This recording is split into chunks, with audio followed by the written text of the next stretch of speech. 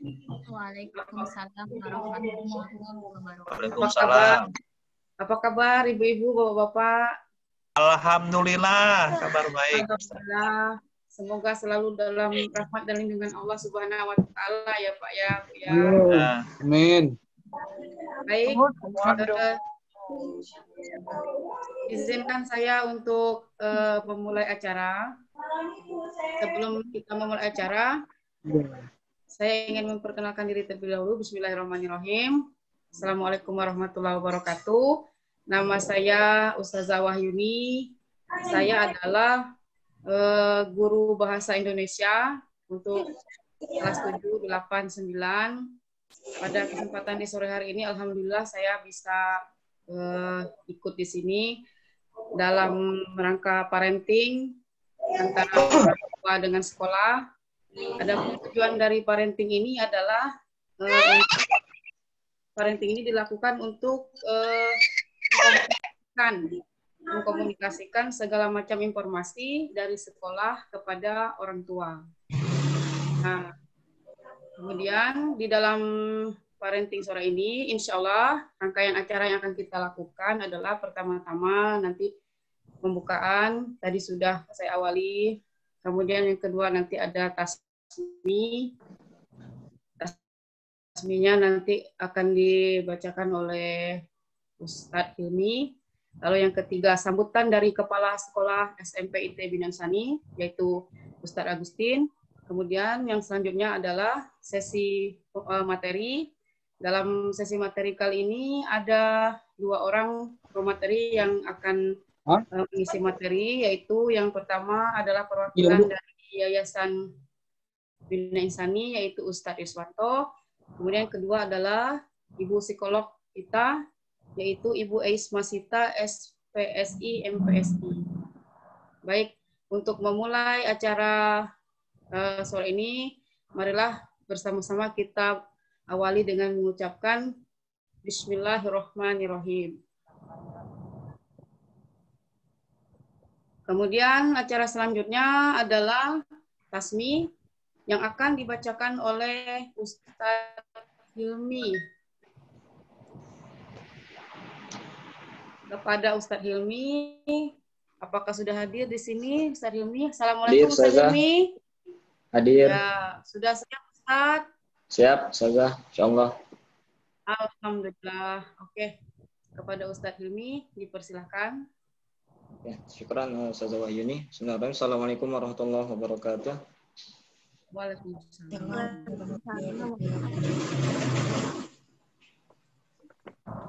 A'udzu billahi minasy syaithanir rajim. Bismillahirrahmanirrahim. Wadhkur fil kitabi Ibrahim innahu kana siddiqan nabiyya. إذ قال لأبيه يا أبت لم تعبد ما لا يسمع ولا يبصر ولا يغني عنك شيئا يا أبت إني قد جاءني من العلم ما لم يأتك فاتبعني أهدك صراطا سويا يا أبت لا تعبد الشيطان إن الشيطان كان للرحمن عصيا يا أبت إني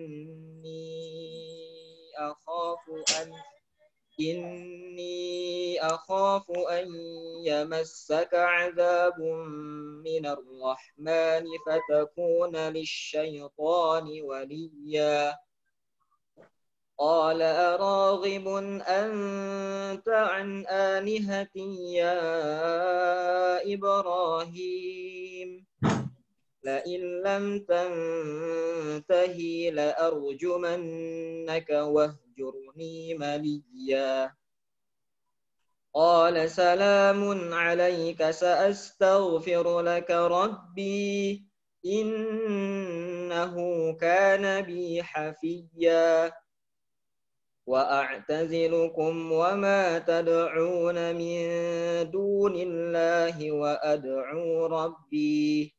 وأدعو ربي عسى ألا أكون بدعاء ربي شقيا فلما اعتزلهم وما يعبدون من دون الله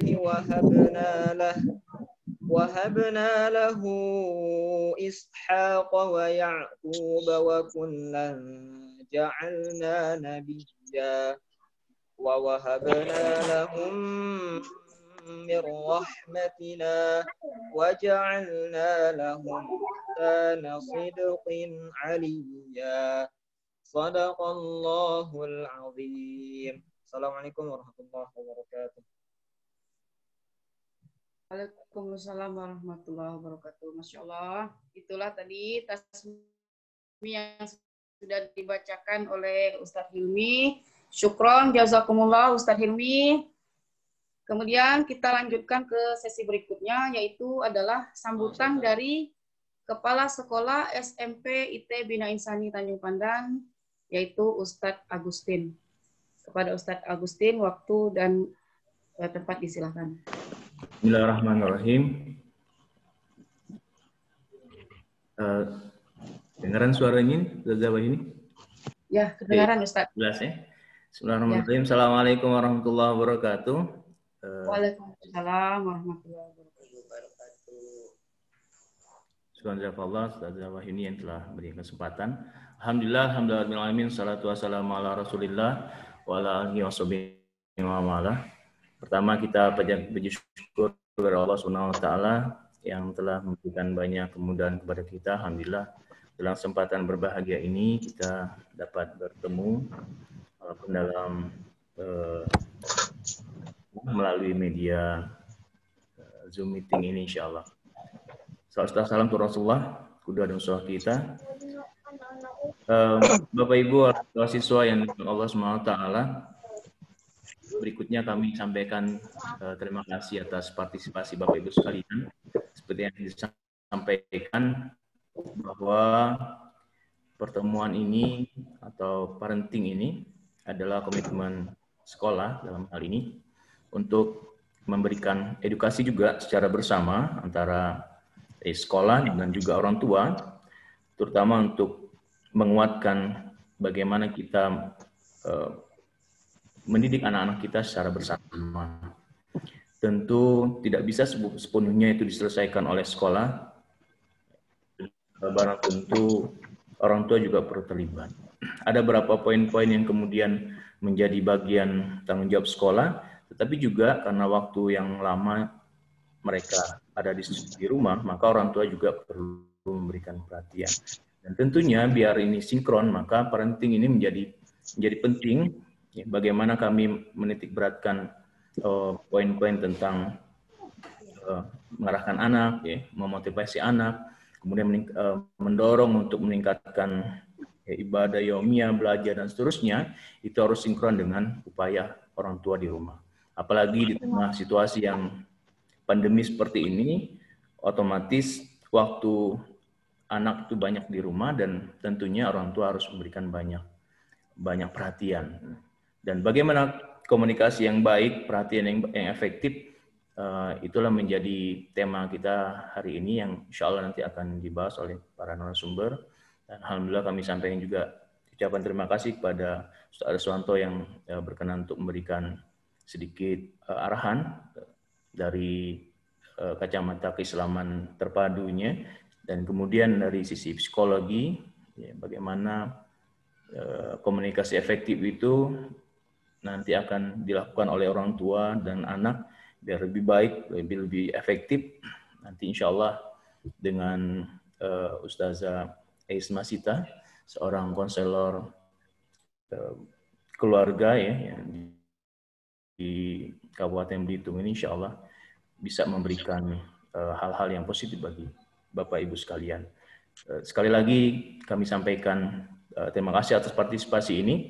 Ini terutama kelas 7 tentunya ini menjadi perdana juga ya untuk berkomunikasi karena situasi yang kurang memungkinkan untuk kita bertatap muka. Tapi insya Allah kami berkomitmen kemudian nanti kelas 7 ini mungkin akan ditutupi lagi nanti dengan pertemuan 3 bulan berikutnya ya. Yang sedianya kita 2 kali nanti bisa bertemu dengan orang tua siswa. Mungkin itu saja. Sekali lagi mudah-mudahan apa yang kami sampaikan ini ya, kami inisiasi dalam bentuk acara ini bisa bermanfaat untuk kita semua dalam upaya untuk memberikan yang terbaik buat anak-anak kita. Assalamualaikum warahmatullahi wabarakatuh. Waalaikumsalam warahmatullahi wabarakatuh. Baik, syukran kepada jazakumullah pada Ustaz Agustin. Sebelum kita masuk ke sesi berikutnya, yaitu materi yang pertama, Ustazah mau sapa dulu yang di sana. Kelihatannya ada Pascal. Assalamualaikum Pascal. Bagaimana kabarnya? Baik, ya, alhamdulillah. Ya, Pascal ya, yang kelihatannya, yang lain tidak kelihatan, lagi sibuk, nggak apa-apa. Ya, Pascal di rumah menerapkan protokol kesehatan ya, Pascal dan anak-anak yang lain. Baik, kita masuk ke materi berikutnya.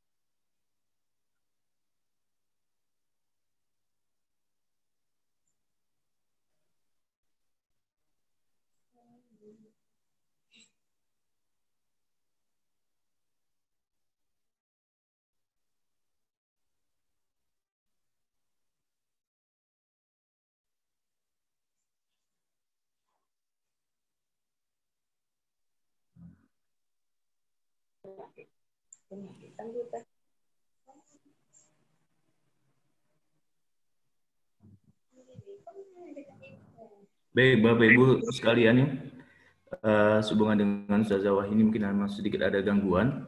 Kami lanjutkan untuk berikutnya diberikan kesempatan kepada Ustaz Riswanto. Mudah-mudahan Ustaz Riswanto gimana? Sudah siap Ustaz Riswanto? Sudah ya? Baik, Bapak Ibu sekalian, kita akan dengarkan arahan dari Ustaz Riswanto selaku Sekretaris Yayasan Bina Insani. Ada beberapa hal penting terkait dengan keislaman terpadu yang akan disampaikan oleh beliau. Pada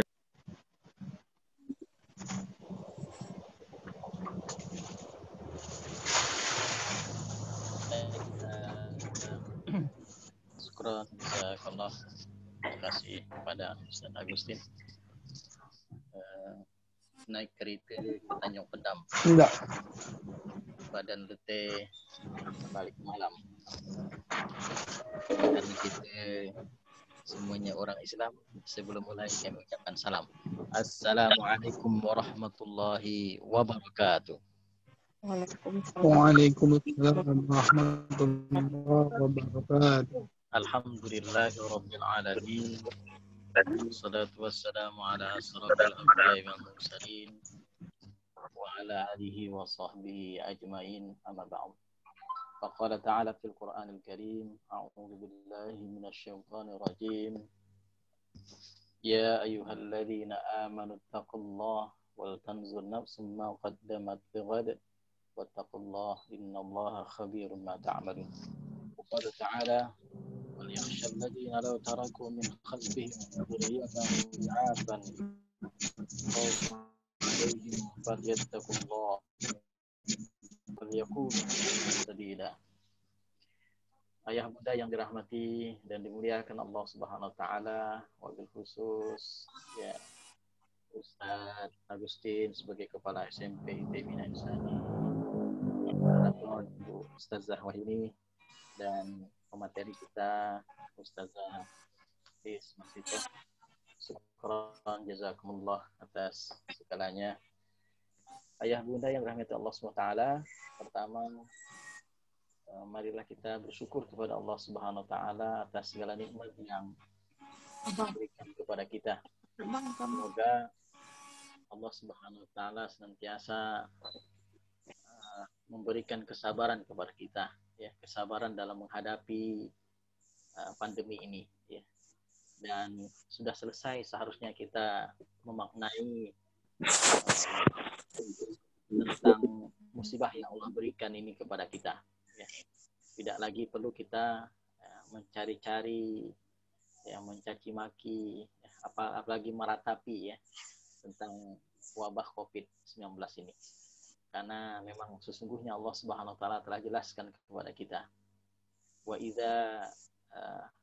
idza asabatkum musibah qalu inna lillahi wa inna ilaihi raji'un. Sesungguhnya ketika musibah itu datang, maka orang-orang beriman akan mengatakan bahwa inna lillahi wa inna ilaihi raji'un. Sesungguhnya musibah ini datangnya dari Allah Subhanahu wa taala dan semua kita akan dikembalikan kepadanya. Salawat dan salam kepada Rasulullah sallallahu alaihi wasallam yang memberikan contoh suri tauladan dalam meniti kehidupan ini. Mari kita jadikan beliau sebagai the real idol, ya, contoh sesungguhnya dalam kehidupan kita. Ayah bunda yang dirahmati Allah Subhanahu wa taala, ya, yang berikutnya saya sampaikan syukran jazakumullah atas partisipasi dalam acara parenting ini, dan syukran juga, terima kasih banyak juga telah menitipkan anaknya kepada kita, kepada Bina Insani, Yayasan Bina Insani. Semoga amanah yang ayah bunda titipkan kepada kami, ya, bisa kami pertanggungjawabkan insyaallah. Ayah bunda yang dirahmati Allah Subhanahu wa taala, yang berikutnya juga selamat kepada ayah bunda yang hari ini sudah menerima hasil laporan, ya, hasil laporan pembelajaran, yang mudah-mudahan hasil laporan pembelajaran itu menjadi cerminan, ya, menjadi cermin buat kita untuk terus memacu semangat, motivasi anak-anak kita belajar, menghafal Al-Quran, meningkatkan amalan yaumiyahnya sehingga menjadi anak-anak yang saleh, generasi yang hebat yang kita idamkan. Ayah bunda yang dirahmati Allah Subhanahu wa taala, sama seperti yang saya sampaikan di parenting yang sebelumnya tadi di ruangan SD IT Bina Insani, ya.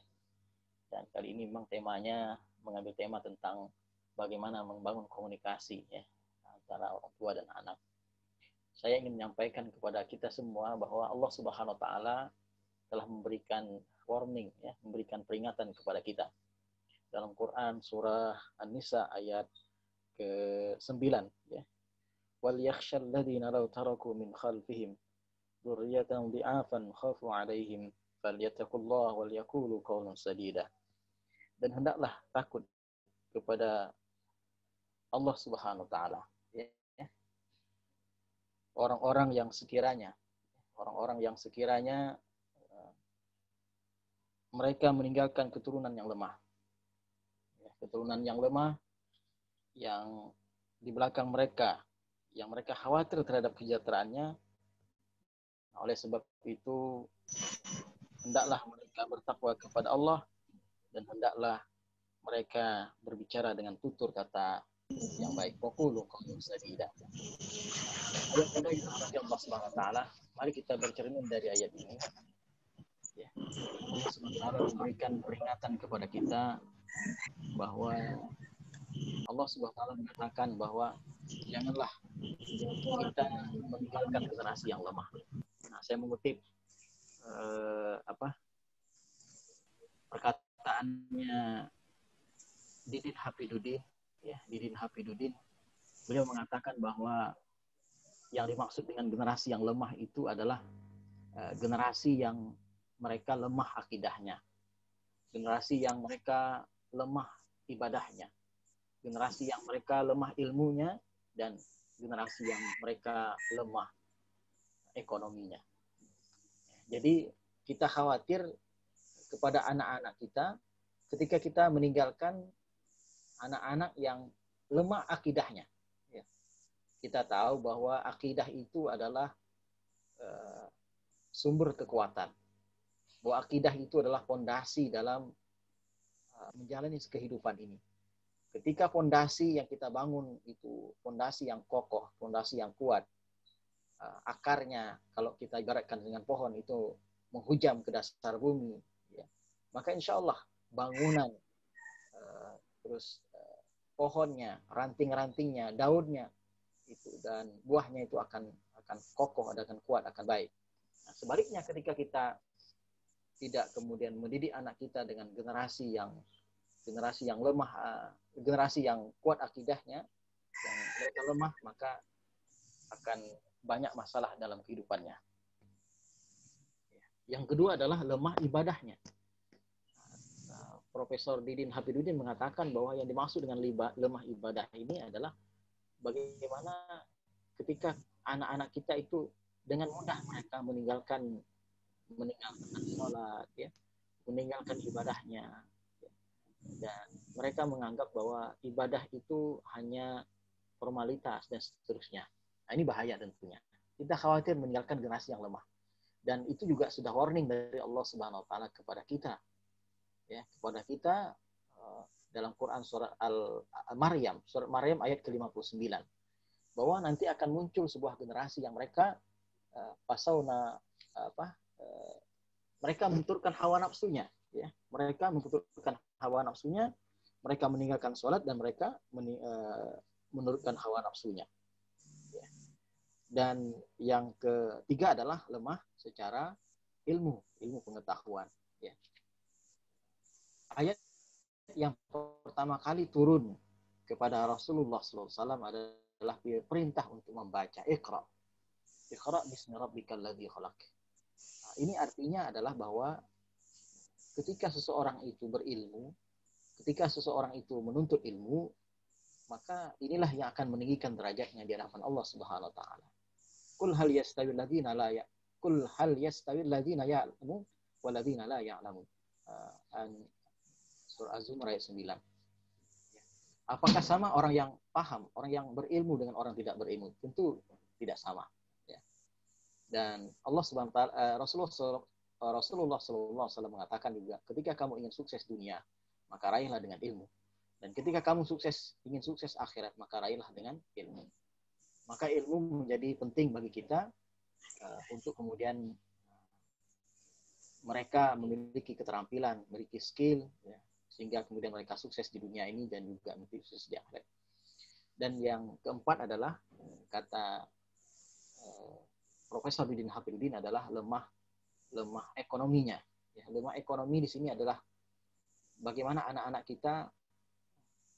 kita menginginkan mereka adalah memiliki jiwa entrepreneur, memiliki jiwa wirausaha. Karena konteks ayat ini kalau kita pahami adalah ada orang tua yang ingin mewariskan warisannya kepada anaknya itu 100%. Dia ingin berimpak. Ada orang tua yang punya kekayaan yang sangat luar biasa, dia ingin berimpak 100% kekayaannya itu. Maka dicegah oleh Rasulullah. Jangan. Kalau begitu saya mengimpakkan setengahnya, 50%-nya. Kata Rasulullah, jangan. Maka kata Rasulullah SAW, kata orang tua itu berarti saya mengimpakkan sepertiganya. Baru kemudian diizinkan oleh Rasulullah SAW.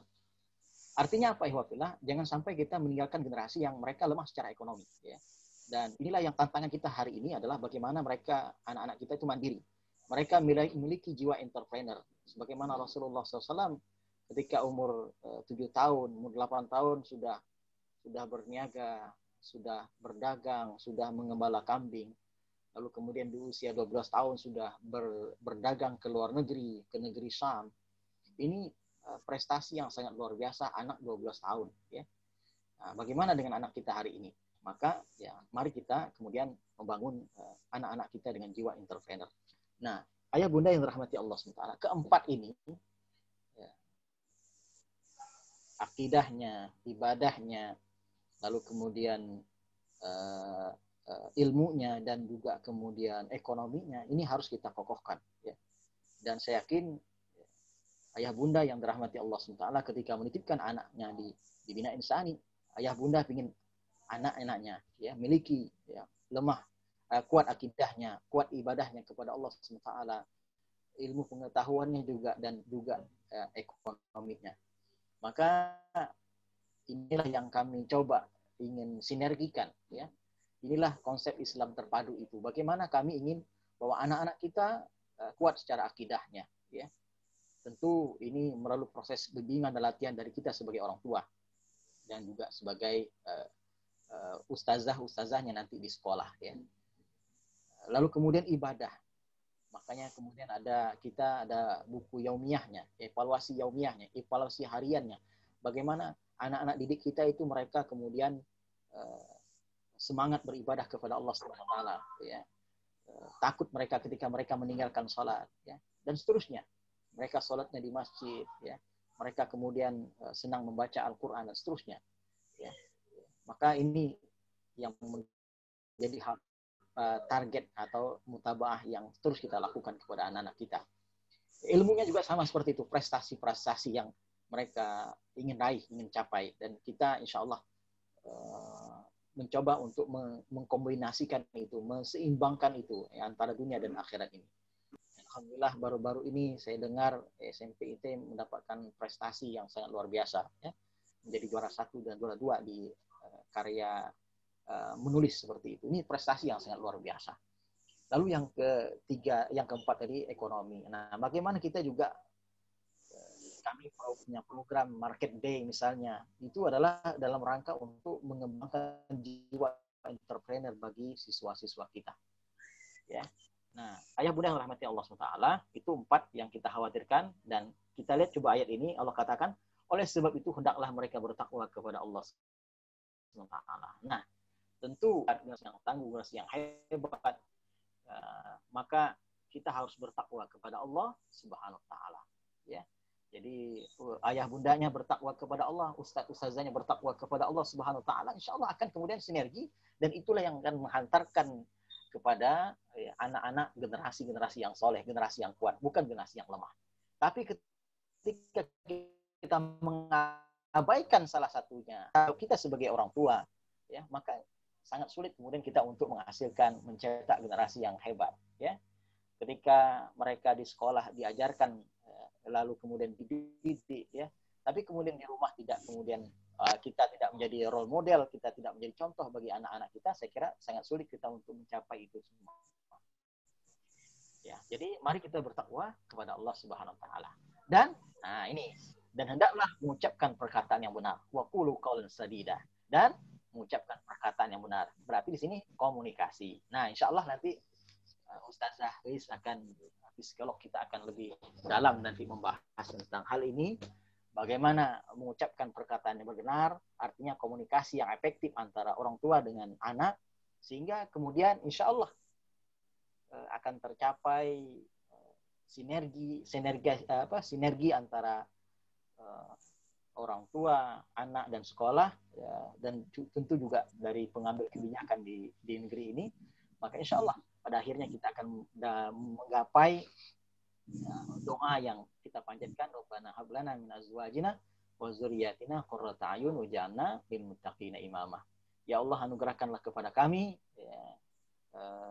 istri kami ya, dan anak-anak kami menjadi indah kami lihat di pandang mata ya, indah qurrata ayun, dan jadikanlah anak-anak kami, generasi kami menjadi pemimpin orang yang bertakwa kepada Allah SWT. Jadi bukan hanya kemudian mereka saleh secara pribadi, tapi juga mereka adalah menjadi pemimpin orang bertakwa kepada Allah Subhanahu wa taala. Ya, syukur jasa Allah, itu yang bisa saya sampaikan dari Yayasan Bina Insani, mewakili pihak yayasan. Semoga apa yang saya sampaikan menjadi pemicu dan semangat kita untuk terus berkontribusi, untuk terus bersama-sama bergandengan tangan mewujudkan sekolah kita, mewujudkan anak-anak kita, generasi yang hebat, generasi yang kuat. Ya, mulai dari diri kita, dari keluarga kita, dan dari kemudian bersama kita. Wallahu a'lam. Sungguh indah kembang dahlia, tumbuh dekat rumah di samping batu. Ya. Wabillahi taufiq wal hidayah. Assalamualaikum warahmatullahi wabarakatuh. Waalaikumsalam warahmatullahi wabarakatuh. Alhamdulillah. Itulah tadi telah kita dengarkan bersama materi parenting oleh Ustadz Iswanto SPD. Semoga apa yang telah beliau sampaikan bisa bermanfaat untuk kita semua. Amin. Amin. Ron, jazakumullah Ustadz Iswanto. Kemudian selanjutnya kita dengarkan materi yang kedua. Mudah-mudahan masih tetap semangat ibu-ibu bapak. Bu Alini, assalamualaikum Bu. Sehat ya Bu, alhamdulillah ya Bu. Ya, oke. Untuk materi selanjutnya kita akan mendengarkan materi yang akan disampaikan oleh Ustazah Aisma Sita, SPSI, MPSI. Assalamualaikum, selamat sore Ustazah Ais. Waalaikumsalam warahmatullahi wabarakatuh. Ya, beliau ini adalah seorang psikolog, Bapak Ibu. Insya Allah apa yang akan beliau sampaikan itu nanti tentang parenting ya, tentang anak mungkin ya. Itu mungkin lebih detail ya daripada saya mungkin kan. Nah, kalau saya kan cuman gurunya anak-anak di sekolah. Tapi kalau beliau ini pendalamannya untuk anak-anak itu dari segi psikologi itu jangan ditanya lagi gitu kan. Oke, baik Ustaz Ais, waktu dan tempat disilakan. Afwan, untuk materi bisa screen dari sekolah. Oh iya, maaf. Ya, maaf. Ya. Bismillahirrahmanirrahim. Ya, materinya tadi kita temanya ini Ustazah Ais, membangun komunikasi efektif orang tua. Ya. Maaf, membangun komunikasi efektif orang tua dan anak. Ya. Materi sudah ada di panitia. Tadi saya kirimkan. Ini saya agak kesulitan untuk share screen, jadi bisa minta tolong ke admin untuk share screen materi yang sudah saya buat. Ini suara saya terdengar jelas ya Ustazah? Alhamdulillah jelas ya. Saya tolong mulai ya. Ustaz Irawan, dikondisikan Ustaz Irawan, tolong. Ini. Bismillahirrahmanirrahim. Assalamualaikum warahmatullahi wabarakatuh. Alhamdulillahirabbil alamin, hamdan syakirin, hamdan na'imin, hamdan yuwafi ni'amahu wa yukafi'u mazidah. Ya Rabbana lakal hamdu kama yanbaghi li jalali wajhika wa 'azimi sultanik. Rabbi shrah li sadri wa yassir li amri wahlul 'uqdatam min lisani yafqahul qawli. Amma ba'du. Alhamdulillah, apa kabar ayah bunda semuanya? Mudah-mudahan senantiasa sehat gitu ya di sore hari yang syahdu gitu ya. Ini luar biasa, nih dingin gitu ya. Kemudian mendung, ini kan cuacanya mendukung untuk apa nih? Untuk berkumpul dengan keluarga gitu ya. Sambil kita membahas tentang remaja dan berdiskusi, belajar bersama tentang remaja gitu ya. Next materinya. Hari ini saya diamanahi materinya itu tentang bagaimana kita sebenarnya mengenal remaja itu lebih jauh gitu ya. Karena tidak sedikit kita mungkin berasumsi bahwa masa remaja itu adalah masa yang penuh dengan masalah gitu ya. Rasa-rasanya kok sulit gitu. Kita mengenal remaja-remaja kita tuh kok rasanya sulit gitu ya. Atau mungkin ada yang justru ketika anak-anak kita ketika remaja menjadi lebih tertutup gitu. Nggak ingin diketahui oleh orang tua privasinya atau kebutuhannya gitu ya. Jadi lebih sulit mengenal remaja gitu. Apakah seperti itu ya kemudian yang sebenarnya remaja secara psikologis atau secara tahap perkembangannya, apakah memang demikian? Nah, ini kita akan bahas hari ini. Gitu. Next, bisa dilanjutkan ke slide selanjutnya. Jadi kita paham dulu gitu ya, sebenarnya remaja itu apa sih gitu. Jadi remaja itu sebenarnya merupakan masa transisi gitu ya.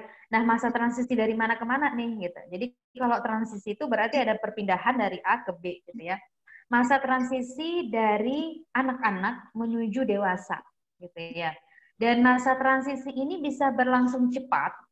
Jadi remaja itu sebenarnya bukan berpatok pada kemudian misalnya ada memang beberapa teori yang mengatakan usia remaja itu dari mana, dari berapa ke berapa gitu ya. Tapi sebenarnya masa transisi ini dia bisa berlangsung cepat atau bisa berlangsung lambat.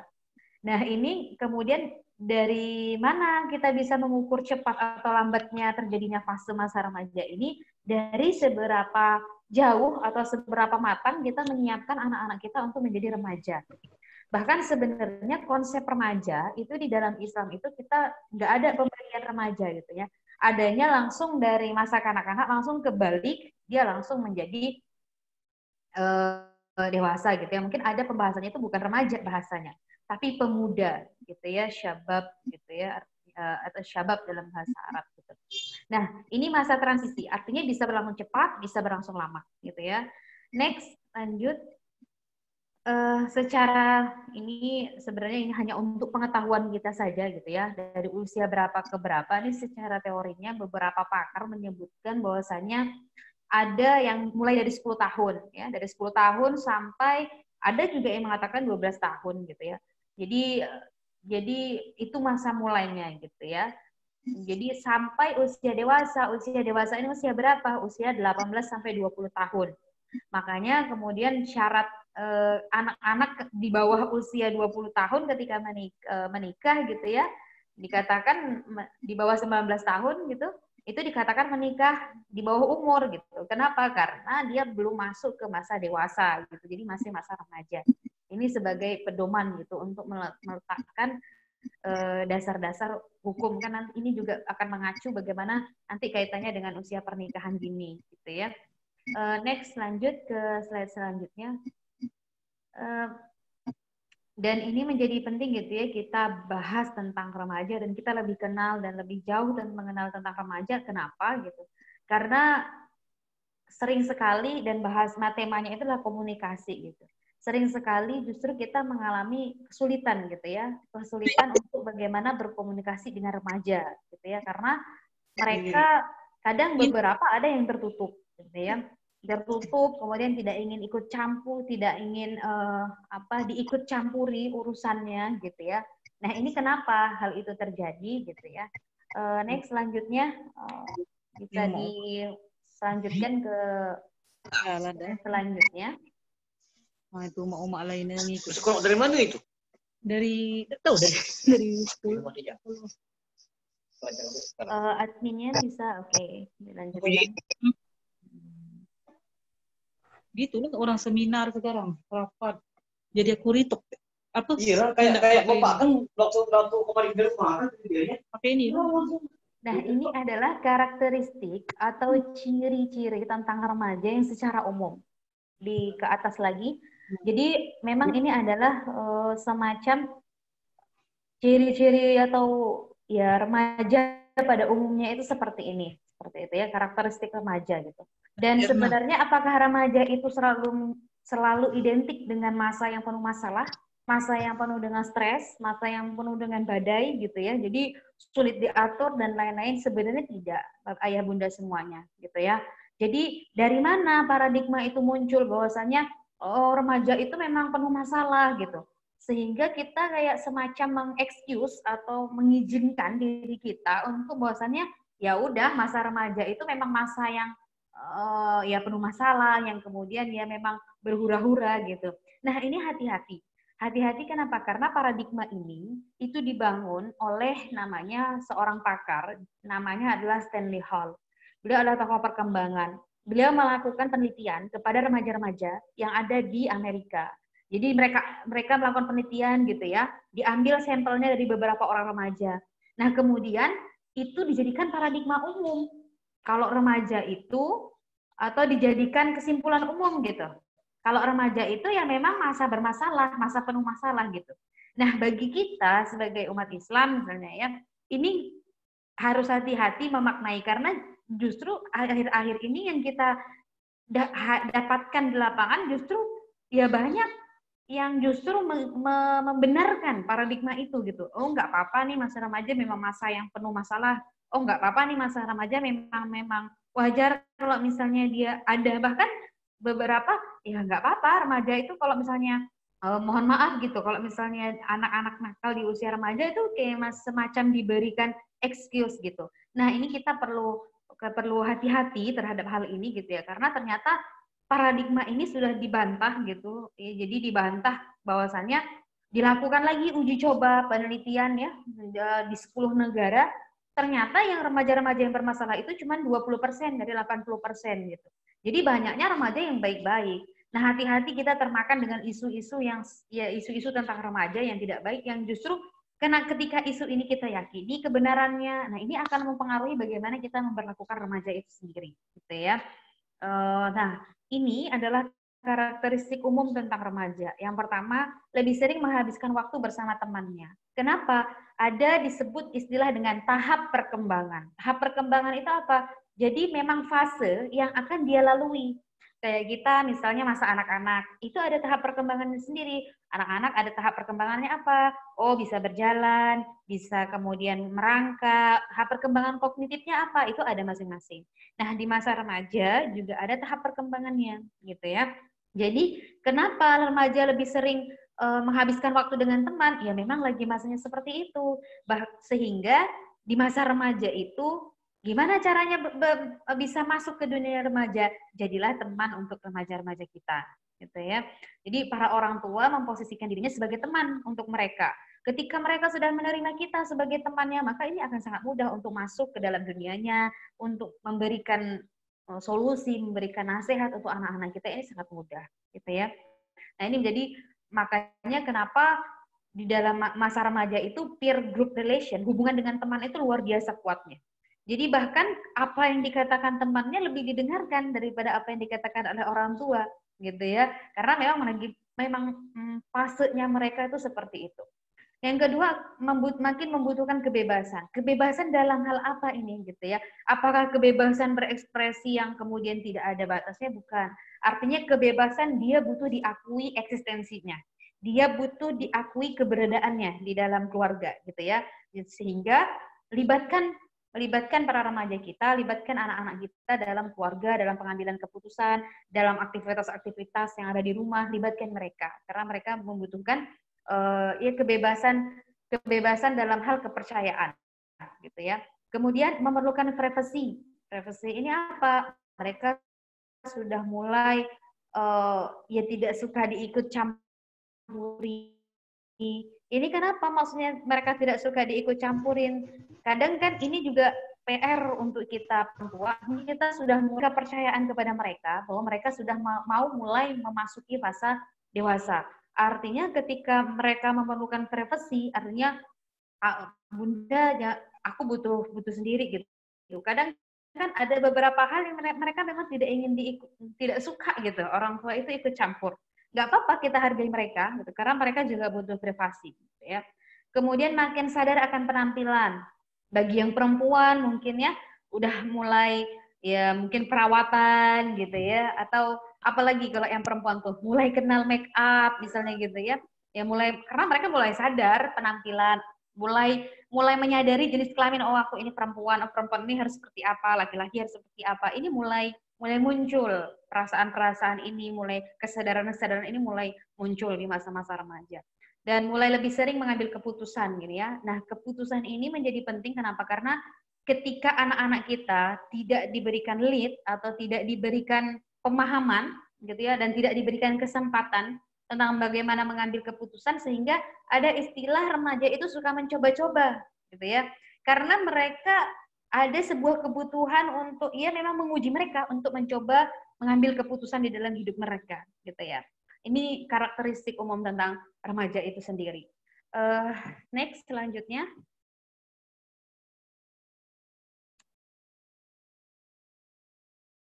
Nah, sehingga kira-kira dengan karakteristik remaja seperti itu, keterampilan komunikasi apa yang harus kita tingkatkan gitu, kita lakukan untuk remaja-remaja kita gitu ya. Yang pertama adalah perhatikan namun dengan total menghormati privasi mereka. Kita memberikan perhatian kepada mereka, apa yang mereka butuhkan gitu. Kita tanyain gitu ya. Kita berikan waktu dan ruang untuk mereka, berikan kesempatan gitu ya. Nah, ini adalah hal yang penting gitu ya. Kenapa privasi itu menjadi kayaknya tadi dibahas, sekarang juga dibahas gitu. Karena ketika kita terlalu masuk ke dalam diri mereka dan mereka tidak nyaman, mereka menolak, ini akan menjadi sulit gitu untuk masuk, untuk jangankan untuk menasehati. Mereka menerima kita aja itu nggak mau gitu. Jadi ada semacam blok gitu ya. Jadi semacam ada dinding sekat gitu ketika mereka udah nolak duluan. Nah, maka kita harus menghargai privasi mereka, mana hal-hal yang memang ya kita mulai belajar melepaskan mereka, atau mana hal-hal yang memang perlu pengawasan kita. Ini kita harus memperhatikan gitu ya. Kemudian berikan mereka apresiasi yang tulus. Apresiasi yang tulus itu yang seperti apa? Tanpa syarat gitu. Jadi mungkin ini semua gitu ya, 4 poin ini yang selanjutnya hormati perasaan mereka. Jadi kadang kan kita sering anak itu nggak boleh sedih gitu ya. Jadi udah tuh jangan nangis gitu. Padahal mungkin satu sisi mereka butuh menangis gitu.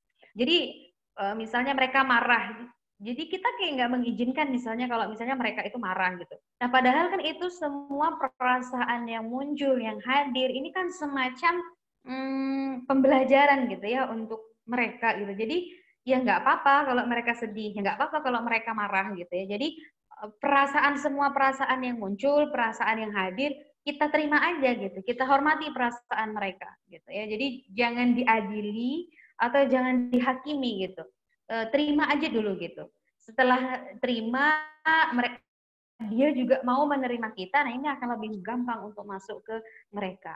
Kemudian hati-hati dalam mengkritik, karena remaja itu sangat sensitif gitu ya. Jadi kenapa sensitif? Tahap perkembangan emosi mereka belum matang gitu ya. Jadi memang secara tahap perkembangan emosi remaja-remaja itu belum matang. Dan perkembangan fisiknya itu lebih cepat gitu. Jadi perkembangan fisiknya cepat, kemudian perkembangan emosinya belum memadai gitu. Jadi makanya kadang-kadang kan lebih suka ngambil keputusan sendiri tanpa dipikirkan gitu ya. Jadi karena memang ya tadi belum matang secara perkembangan kognitif dan secara perkembangan emosinya gitu. Nah, dari keempat ini, keterampilan-keterampilan ini kan ibaratnya kita mencicil ketika dia masih sejak kecil gitu ya. Jadi kan ibaratnya remaja ini merupakan hasil dari bagaimana selama ini hubungan kita dengan dia, bagaimana kemudian kedekatan kita dengan mereka, anak-anak kita. Dan ini hasilnya ini adalah ketika remaja gitu ya. Jadi hasilnya ini bisa kita lihat ketika mereka sudah remaja gitu ya. Jadi ketika anak-anak itu kita semacam menabung gitu ya, menabung rasa percaya diri mereka sehingga nanti ketika remaja mereka udah percaya diri, berani show up gitu ya, berani nunjukin diri mereka. Nah, ini itu dicicil sejak mereka masih kecil gitu ya. Termasuk misalnya mau bercerita dengan ibu, mau terbuka dengan orang-orang terdekat. Nah, ini bisa jadi kena ketika dia sekarang kemudian menutup diri, nggak mau cerita, kalau ada apa-apa lebih ini. Nah, ini mungkin ada catatan sebelumnya. Apakah kita belum memberikan apresiasi yang tulus untuk anak-anak kita? Ataukah selama ini kita belum memberikan ruang yang aman untuk anak-anak kita sehingga beliau tidak percaya diri misalnya? Nah, ini menjadi catatan untuk refleksi untuk kita semua. Gitu. Lanjut, next slide. Nah, hindari menceramahi mereka, berdiskusilah. Kenapa? Karena semakin diceramahi, kadang semakin ya nggak mau dengar gitu ya. Jadi kenapa? Karena ya apalagi mungkin cara menceramahinya itu penuh dengan pengadilan, penghakiman gitu ya. Nah, ini menjadi catatan gitu. Jadi mereka di satu sisi mereka ingin mengapresiasikan diri, mereka ingin dia akui eksistensinya, tapi di satu sisi mereka juga ditekan gitu ya, disalahkan kadang gitu. Nah, ini menjadi konflik di dalam diri mereka dan ya konflik di dalam keluarga gitu ya. Nah, sehingga apa yang kemudian yang lebih tepat, berdiskusi lah. Ajak mereka duduk gitu ya. Ajak mereka duduk, ajak mereka untuk diskusi gitu ya. Apa yang mereka pikirkan, kita tanya pandangan mereka tentang satu masalah ini misalnya seperti apa gitu ya. Bahas-bahas yang ringan-ringan gitu. Tapi luangkan waktu untuk bersama mereka. Jadi mereka merasa diakui, dihargai gitu ya di lingkungan rumah gitu. Kemudian berikan mereka kesempatan untuk berbicara tanpa dipotong sampai poin pembahasan. Jadi ketika mereka ingin cerita gitu ya, ingin mengeluarkan pendapatnya, ingin mengeluarkan ide gagasannya, dengarkan aja dulu gitu. Meskipun kadang nggak penting gitu ya, tapi setidaknya kita menghargai perasaan mereka, kita menghargai apa ide dan pendapat mereka gitu. Nah, termasuk hati-hati dalam bercanda karena kadang kalau tidak tepat juga jadi mereka sensitif gitu ya. Nah, next selanjutnya. Apa sih kunci penting dalam berinteraksi dengan mereka gitu ya? Kuncinya adalah trust. Trust itu kepercayaan gitu ya. Jadi ketika mereka udah percaya dengan kita, maka mereka akan membuka diri gitu. Akan membuka diri dan menerima kita apa adanya gitu ya. Karena ketika misalnya mereka udah jadi nggak mau diurusin gitu ya istilahnya ya, bukan nggak mau diurusin atau misalnya menolak diri gitu, menolak diri untuk ya diikut campuri atau menolak diri kemudian untuk ya tidak nyaman misalnya berada di rumah gitu ya. Nah ini mungkin ada catatan-catatan kenapa seperti ini, kenapa terjadi seperti ini? Apakah karena mungkin komunikasi kita yang selama ini belum tepat? Atau kesannya itu menjudgment gitu ya, atau kesannya itu kayak semacam menghakimi gitu ya. Nah, ini mungkin kita perlu refleksikan lagi gitu. Karena ketika orang sudah kehilangan percayaan gitu ya, misalnya dalam pikirannya ayah tuh nggak paham aku misalnya gitu. Atau misalnya bunda itu nggak paham aku gitu. Meskipun saya yakin semua orang tua itu nggak ada yang punya niatan untuk kayak membuat anak-anak gagal, itu tidak ada. Dan tidak ada orang tua yang ingin menjerumuskan anaknya ke dalam keburukan, itu tidak ada. Saya yakin tidak ada. Tapi mungkin cara kita, kesan yang ditangkap oleh anak itu informasinya tidak sampai gitu. Apa yang ingin kita sampaikan ke anak itu tidak sampai gitu ya, sehingga perlu ada cara-cara yang kemudian yang tadi seperti jelas pembelajaran untuk kita semua gitu ya. Jadi mudah-mudahan kita bisa menjadi lebih dekat dengan remaja-remaja kita. Karena ternyata berdasarkan data ya, ini awal tahun lalu bulan Maret itu Kabupaten Belitung termasuk kabupaten yang tingkat kenakalan remajanya cukup tinggi gitu ya. Jadi cukup tinggi di provinsi Babel gitu. Nah, ini kan menjadi catatan untuk kita semua gitu ya. Mungkin kalau kalau tadi ada data yang 20% itu sebenarnya remaja bermasalah, kemudian yang 80% ini sebenarnya remaja yang baik-baik saja. Ketika remaja yang 80% ini tidak memiliki prinsip yang kuat, misalnya dia nggak berani ngomong tidak ke temannya kalau ia nggak suka, atau misalnya dia bilang ya kalau dia suka. Ketika keterampilan itu tidak kita bekali, kemudian dia kehilangan kepercayaan dengan orang-orang terdekat sehingga dia lebih percaya dengan temannya yang misalnya dia ketemu dengan teman yang negatifnya kuat. Nah, ini yang akan menjadi penting untuk kita, catatan penting untuk kita gitu. Karena ketika dia belum punya prinsip yang kuat, ini akan sangat mudah untuk, artinya punya resiko yang besar untuk misalnya terjerumus ke hal-hal yang negatif. Bukan karena dia yang bermasalah, tapi karena dia tidak memiliki kemampuan untuk meregulasi dirinya gitu ya, untuk mengarahkan dirinya. Nah, maka kita yang harus mendekat ke remaja gitu ya. Kita harus memahami kondisi remaja dan kita harus paham tentang remaja itu sendiri.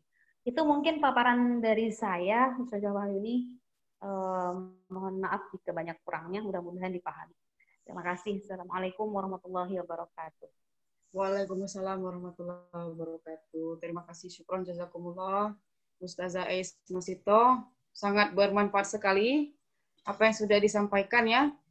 Terlebih untuk kami selaku ini apa namanya guru mereka gitu ya. Karena kami juga di sekolah kan interaksi kami ke mereka itu dalam waktu belajar itu lebih banyak gitu daripada interaksi mereka dengan orang tua kalau di sekolah kan. Dan saya juga mengakui sekali gitu. Memang rata-rata anak-anak kami ini, anak-anak kita ini memang ya seperti yang tadi disampaikan oleh Ustazah Ais tadi itu, nggak mau diatur, mau katanya sendiri, cenderung membangkang gitu. Kalau nggak sesuai dengan keinginan mereka, cenderung mereka itu menolak gitu. Nah, dan itu merupakan tantangan yang sangat-sangat berat sekali untuk kami, terus terang saja selaku pendidik mereka gitu kan. Nah, tapi alhamdulillah karena berkat kesabaran juga kami juga belajar gitu kan. Nah, dan hari ini bertambah lagi pengetahuan kami tentang bagaimana cara nanti kami mendidik anak-anak kami ini kan. Nah, sore ini alhamdulillah semoga juga apa yang sudah disampaikan oleh Ustazah Ais Masito ini bermanfaat untuk bapak-bapak dan ibu-ibu juga di rumah gitu kan. Sedikit yang ingin saya sampaikan, misalkan seperti kemarin prestasi yang sudah dicapai oleh anak-anak SMP IT Bina Insani sebagai juara 1 dan juara 2 lomba karya tulis ilmiah yang diselenggarakan oleh Museum Tanjung Pandan, di mana mereka berhasil mengalahkan sekolah-sekolah yang negeri gitu. Bahkan sekolah negeri yang sangat bagus pun, yang seperti SMP negeri yang sangat bagus pun, hanya mendapatkan juara di bawahnya itu gitu. Nah, kita alhamdulillah bisa dapat juara kan. Kemudian tahun kemarin juga prestasinya juga mereka juara 1 lomba majalah dinding se-Kabupaten Belitung gitu kan. Bisa mengalahkan sekolah yang lain. Nah, itu semua tidak terlepas dari sedikit banyaknya psikologi kami. Cara kami, pendekatan psikologi kami terhadap mereka. Bagaimana cara kami secara psikologi mendekatkan diri kepada mereka, memotivasi mereka. Nah, karena nggak mudah memang seperti kata Ustazah Ais tadi. Misalkan kita main suruh, ikut ini ya, harus bisa ya. Itu tidak bisa. Harus ada proses step by step. Pertama pendekatan dulu, kemudian membangkitkan motivasi bagaimana, kemudian kenapa dia harus ikut gitu kan. Nah, apa alasan untuk dia ikut gitu. Banyak yang harus diperhatikan gitu. Alhamdulillah, semoga ke depannya sekolah SMP IT Bina Insani bisa mencetak generasi-generasi yang bagus, baik secara akhlak maupun secara ilmu pengetahuan. Amin ya robbal alamin. Baik, kita waktunya ini sampai jam 5. Masih ada waktu kita sebelum kita ini untuk menutup, kita masih ada waktu untuk mungkin sesi tanya jawab dari orang tua. Mungkin ada yang ingin ditanyakan kepada Ustazah Ais atau Ustadz Riswanto terkait dengan apa yang ingin dibahas, misalnya masalah anak yang ingin ditanyakan. Kami persilahkan. Mungkin Bapak Ibu ada yang mau ditanyakan, boleh. Sembari kita menunggu jam 5, apa yang mau ditanyakan silahkan. Ada Bapak Ibu?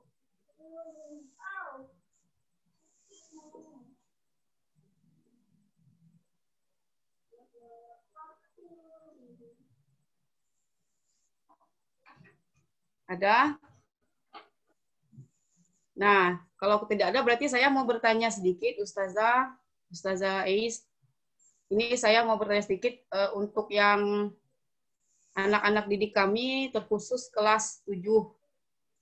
Ini terkhusus kelas 7 ini, kalau dari apa yang saya jalani selama ini untuk kelas 7 ini, mereka mulai mengenal lawan jenis gitu kan. Yang mulai ada ketertarikan terhadap lawan jenis. Nah, mereka itu sering bertanya kepada saya, khususnya untuk yang siswa yang akhwat ya, yang putri ya, sering bertanya kepada saya tentang siswa-siswa yang ikhwan gitu kan. Nah, si ini bagaimana, si ini bagaimana. Nah, kalau seperti itu, Ustazah, bagaimana cara saya selaku guru mereka untuk menjelaskan kepada anak-anak supaya mereka, penjelasan saya itu tidak menyesatkan gitu. Misalkan kalau mereka bertanya, Ustazah boleh enggak pacaran gitu kan? Boleh enggak pacaran dengan sesama ini kan, sesama satu sekolahan kelas 7 gitu kan. Nah, boleh nggak pacaran Ustazah gitu. Kalau saya jawab boleh nanti gimana, kalau saya jawab tidak boleh nanti gimana gitu kan. Nah, saya juga kadang-kadang bingung kan, karena kalau secara agama jelas kan bahwa ada batasan gitu. Tapi kalau secara apa yang mereka terima selama ini gitu, itu fine-fine aja gitu. Nah, bagaimana itu Ustazah? Coba Anya. Mungkin nanti bisa saya sampaikan ke anak-anak gitu Ustazah. Ya. Yang pertama kita harus sebenarnya salah nggak sih kalau mereka misalnya suka dengan lawan jenis? Nggak salah, itu fitrahnya manusia gitu ya. Apalagi tadi kalau kita udah tahu tahap perkembangan mereka gitu ya, ya memang mulai hormon-hormonnya mulai matang gitu. Jadi ya hormon adrenalin, hormon ya hormon-hormon yang ada dalam mereka itu sudah mulai matang. Secara perkembangan fisiknya seperti itu, gitu ya. Jadi mereka sudah mulai merasakan gitu, oh kalau misalnya kalau ketemu lawan jenis yang itu aku suka, mungkin jantungku deg-degan gitu ya. Jadi, nah itu kan yang mereka rasakan gitu ya. Nggak apa-apa, terima aja dulu itu gitu ya. Kemudian kalau mereka misalnya menanyakan, Bu boleh nggak sih, Ustazah boleh nggak sih pacaran? Nah kita tahu dulu paradigma mereka tentang pacaran itu seperti apa gitu ya. Kemudian terus menurutmu gimana gitu. Jadi kita balikan lagi pertanyaan ke mereka. Jadi kita tahu paradigma. Oh, jadi kalau mungkin bagi mereka itu pacaran itu ya seneng gitu karena ada yang misalnya ada yang nanyain, ada temen gitu. Nah, kita jadi tahu sebenarnya kebutuhan mereka itu apa. Bisa jadi kan karena ingin diperhatikan, misalnya gitu ya. Karena senang ada yang memperhatikan gitu. Nah, ini kita perlu gali lebih jauh pada anak-anak kita, kepada remaja kita gitu ya. Dan kita tidak kemudian memotong kemudian misalnya oh tidak boleh misalnya nanti kamu nih, mungkin lebih tepatnya ketika kita menjelaskan dengan mereka sadar secara penuh dan utuh kalau oh ternyata sampai mereka menemukan insight, sampai mereka paham sendiri oh ternyata pacaran itu tidak boleh karena lebih banyak misalnya maslahat mudorotnya daripada maslahatnya, lebih banyak keburukan dari enggaknya. Nah, dari situ kan kita lebih gampang masuknya. Kemudian baru kita berikan data-data atau kita berikan bukti-bukti orang pacaran tuh gini loh, gitu ya. Meskipun kadang-kadang kan anak-anak berdalih, oh, karena pacaran aku bisa jadi termotivasi gitu ya. Nah, mungkin bisa kita berikan masukan atau kita diskusi lagi lebih jauh tentang dia. Iyakah memberikan motivasi atau justru coba kita lihat kalau misalnya pacaran mungkin chat-chatan sama pasangan itu lebih. Jadi kita berikan masukan-masukan yang itu bisa diterima oleh dia dan bukan dari sudut pandang kita, tapi dari sudut pandang si anak juga paham gitu ya. Si anak juga paham dari sudut pandang dia. Jadi biar dia berelaborasi dengan pemahamannya dan sampai dia paham sendiri gitu dan dibantu dengan diskusi-diskusi kita. Jadi dipantik gitu. Itu lebih mengena dan lebih berkesan, lebih bisa diaplikasikan sebenarnya ke mereka gitu. Gitu Ustazah. Mungkin kurang lebihnya seperti itu. Ya, insyaallah ya, syukron jazakumullah Ustazah Is. Ya, itu saya bingung terus terang aja Ustazah, mereka itu kalau curhat tuh pasti gitu curhatnya. Ya wajar ya, karena memang seperti yang Ustazah katakan tadi, memang usia segitu memang sedang ini kan mengenal diri sendiri, mengenal lawan jenis gitu kan ya. Terima kasih, syukron jazakumullah. Bagaimana Bapak-bapak, Ibu-ibu, apa yang ini ada chat masuk dari Naura Abida Zahya Abel. Abel mau bertanya, mau tanya Ustazah, bagaimana cara membatasi pergaulan anak perempuan pada usia SMP? Nah, itu pertanyaannya Ustazah. Bagaimana cara membatasi pergaulan anak perempuan pada usia SMP?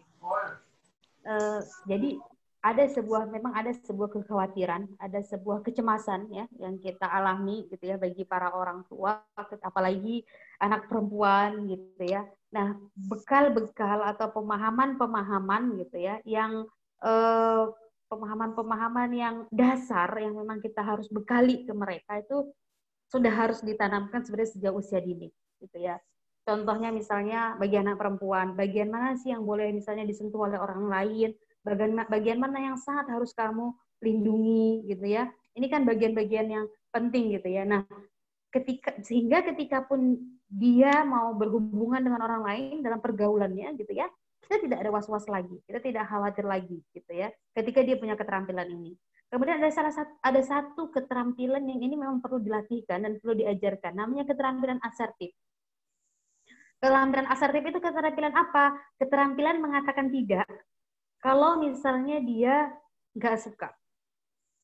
Dan keterampilan mengatakan iya kalau misalnya dia suka. Jadi tidak mengingkari apa yang jadi dia nggak suka, tapi dia bilang di depan teman-teman dia bilang dia suka gitu. Nah ini menjadi bahaya. Misalnya juga pernah kita dapat kasus bully gitu ya. Kasus bully itu juga semakin lebih parah ketika misalnya anak-anak tidak berani asertif, tidak berani mengatakan ya ketika dia lihat temannya menjahati teman yang lain, dia nggak berani lapor misalnya. Ini kemampuan asertif gitu ya. Atau misalnya diajak oleh temannya gitu untuk misalnya ke hal-hal yang misalnya mohon maaf negatif gitu, dia tidak berani menolak karena dia ya tadi tidak punya kemampuan itu gitu, tidak punya bekal itu gitu ya. Nah ini harus dilatihkan, harus diajari gitu ya. Gimana cara melatihkannya? Ya nggak apa-apa ketika kamu misalnya nggak suka, mungkin orang lain juga berbeda pendapat denganmu, nggak apa-apa gitu, itu wajar gitu ya.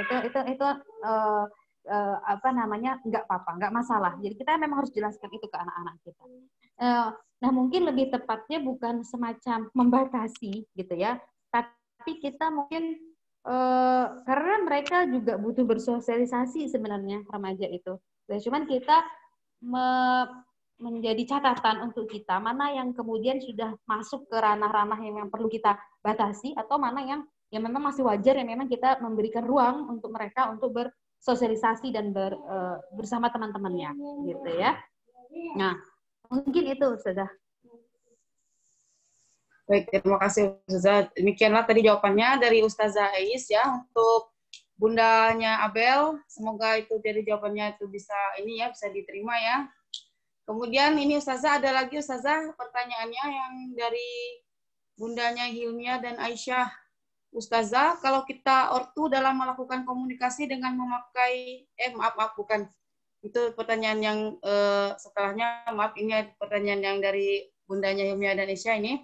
Kami punya 2 remaja akhwat dan mereka sangat dekat, lebih saling terbuka satu sama lain. Bagaimana saya sebagai ibunya bisa menjadi bagian di antara mereka berdua? Terima kasih.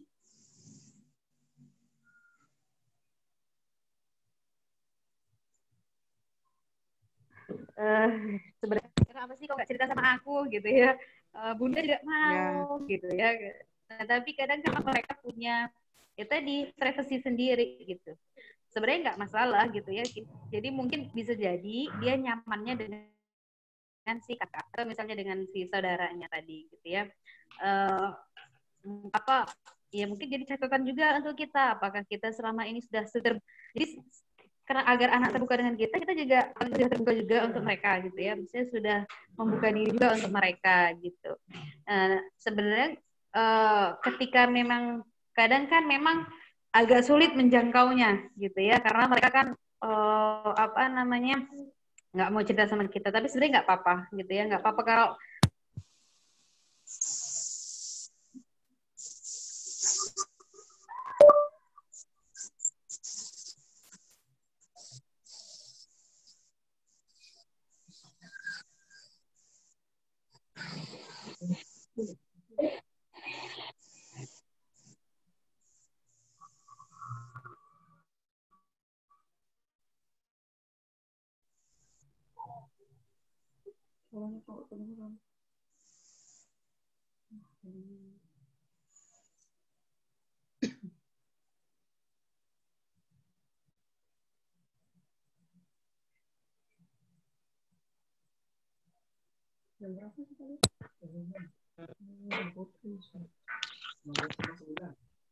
Ya.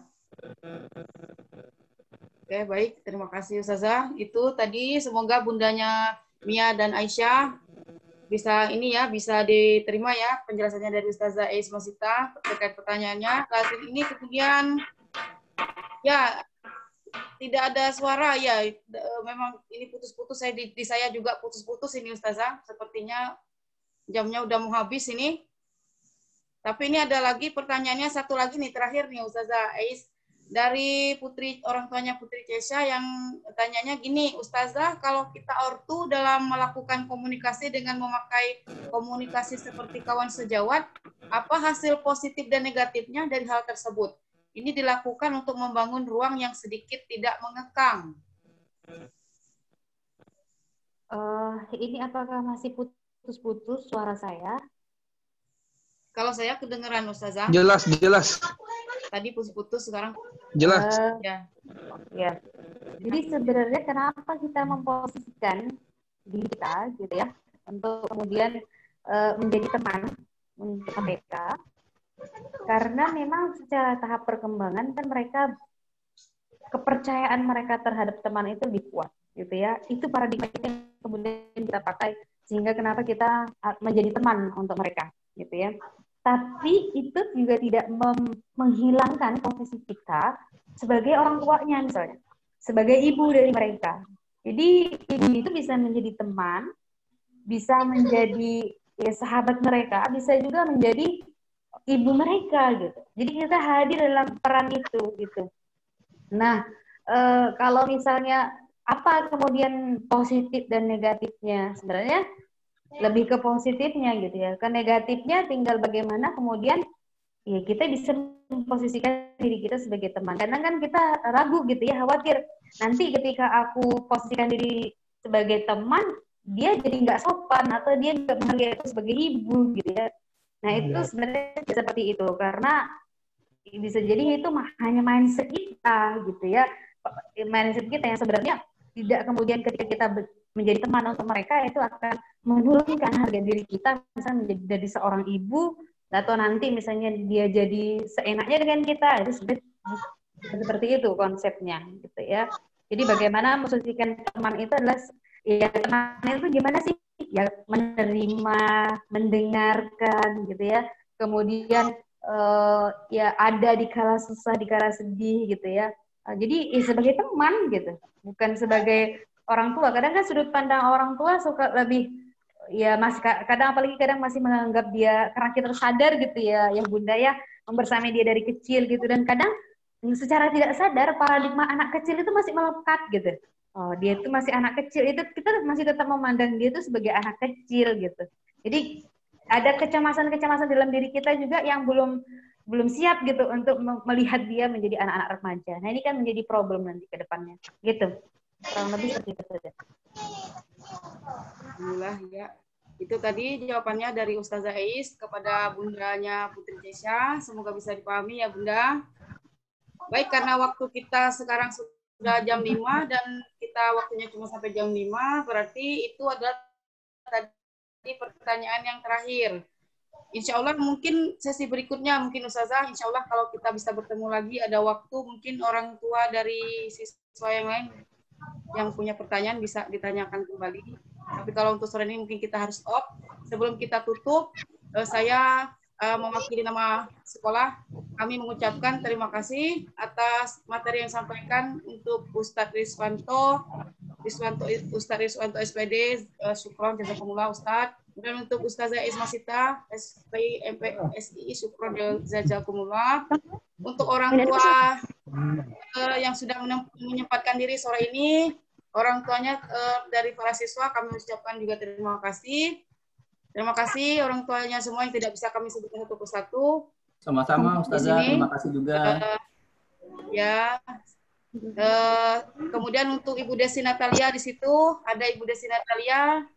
Saya minta untuk Siva agar membuka WA gitu ya, Ibu Desi ya. WA dari Ustazah Wahyuni itu penting itu gitu ya. Makasih Bu Desi Natalia. Tolong disampaikan nanti kepada anaknya. Oke, sebelum kita tutup, kita akhiri dengan ucapan penutup majelis bersama-sama. Marilah kita membaca doa penutup majelis bersama-sama. Bismillahirrahmanirrahim.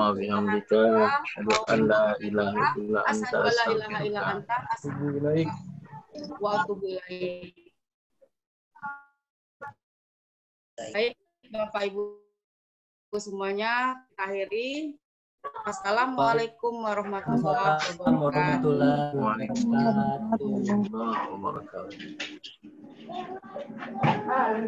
Izin lihat Ustazah, Pak Riswanto, terima kasih Pak. Silakan. Terima kasih. Banyak Ustazah, izin kami live. Terima kasih Bunda. Ya. USIT Indonesia senang berbagi serta siap bekerja sama.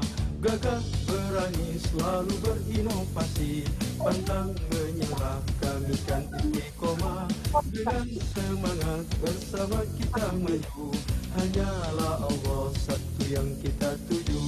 Kami guru-guru SIT Indonesia senang berbagi serta siap bekerja sama. Gagah berani selalu berinovasi, pantang menyerah kami kan istiqomah. Dengan semangat bersama kita maju, hanyalah Allah satu yang kita tuju. Percaya diri, baik budi pekerti, cinta Halo. selalu jadi teladan. Halo Rehan. Cermat dan rendah hati, jadi Halo Rehan. guru sejati. Percaya diri, baik budi pekerti, cinta lingkungan selalu jadi teladan. Rehan. Berkata santun, cermat dan rendah hati, jadikan cermin guru sejati. Jadikan cermin guru sejati.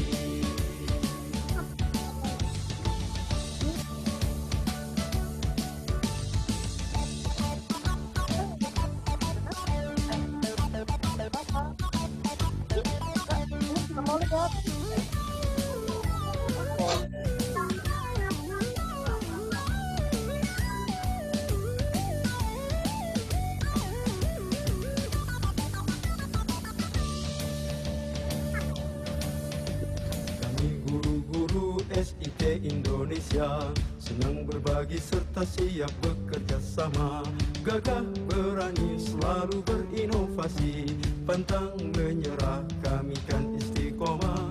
Dengan semangat bersama kita maju, hanyalah Allah satu yang kita tuju.